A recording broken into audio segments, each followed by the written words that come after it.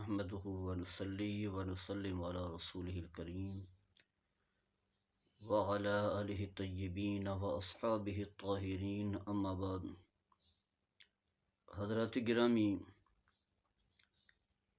ماہ رمضان میں روزہ رکھنے کی اللہ تبارک و تعالی توفیق عطا فرماتا ہے، اور یقیناً چند لوگ ہیں جو خوش نصیب ہیں جنہیں اللہ تعالیٰ اس فرائض کی ادائیگی میں منتخب فرماتا ہے۔ انہیں بارگاہ خداوندی میں شکریہ بجا لانا چاہیے کہ اللہ تعالیٰ نے انہیں اس بات کی توفیق دی کہ وہ روزہ رکھیں۔ 5 وقت کی نماز پڑھنے والے اور روزہ رکھنے والے اور اللہ تبارک و تعالیٰ کے جو دیگر احکام ہیں، کم از کم جو فرائض کی حیثیت رکھتے ہیں، انہیں اپنانے والے، انہیں اپنی زندگی کا حصہ بنانے والے خوش نصیب اور سعادت مند ہیں۔ حضرات گرامی، روزہ ایک عبادت ہے، اور اس عبادت کے اندر بہت سارے امور ہیں جو اگرچہ فرض کی حیثیت تو نہیں رکھتے، لیکن وہ سنت کا درجہ رکھتے ہیں، اور کہیں سنت موقدہ کا درجہ ہے اور کہیں مستحب کا درجہ ہے۔ لیکن یہ بات واضح ہے کہ وہ عمل میرے آقا صلی اللہ تعالیٰ علیہ وسلم سے ثابت ہے، تو ہم نے یہ نہیں دیکھنا کہ اس کی حیثیت جو ہے واجب کی ہے، سنت موقدہ کی ہے یا مستحب کی ہے۔ ہم نے یہ دیکھنا ہے کہ اس عمل کو رسول اللہ صلی اللہ تعالیٰ علیہ وسلم نے کیا ہے، تو بس ہم نے کرنا ہے، کیونکہ اللہ نے یہی فرمایا، ما آتاکم الرسول فخذوہ وما نہاکم عنہ فانتہوا۔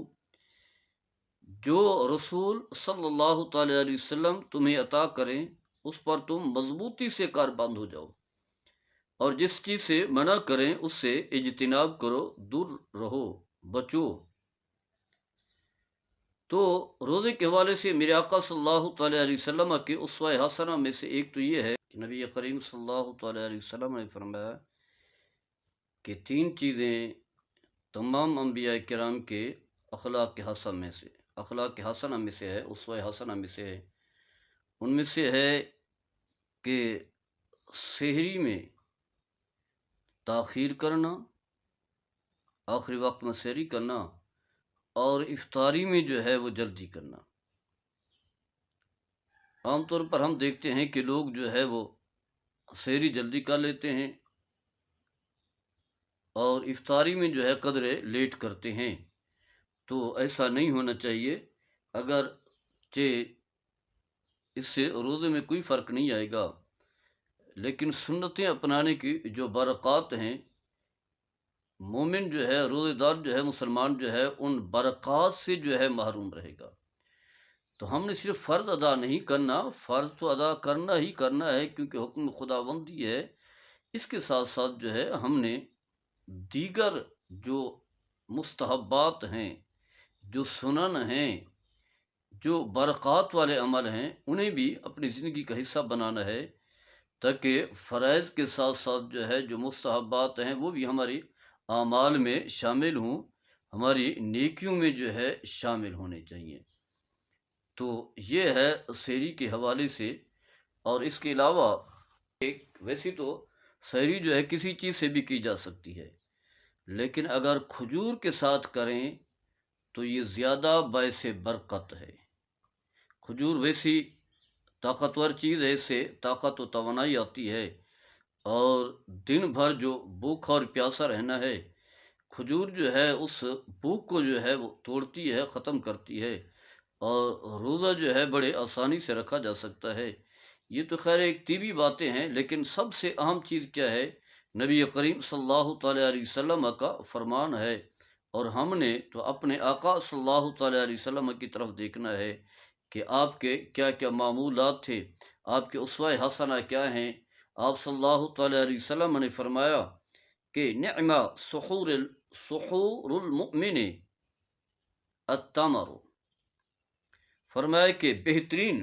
جو سیری ہے مومن کی وہ ہے کھجور۔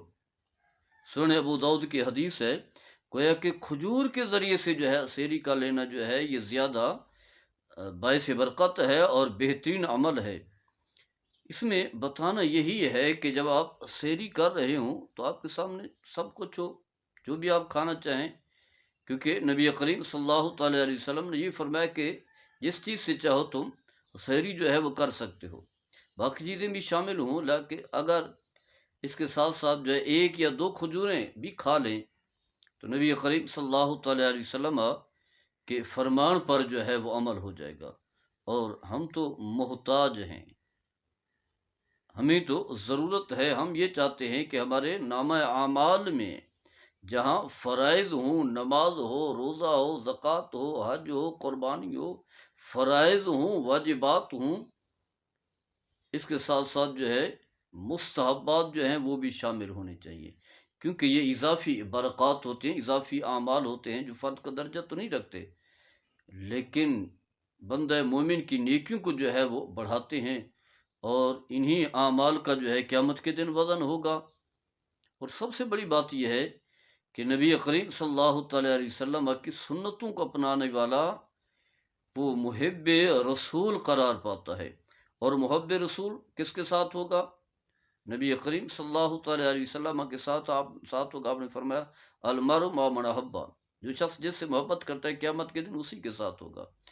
تو ہم نے اس سنت کو دیکھنا ہے، اس طریقے کو دیکھنا ہے، اور یہ دیکھنا ہے کہ اس عمل سے ہم رسول اللہ صلی اللہ تعالیٰ علیہ وسلم کے ساتھ جڑیں گے۔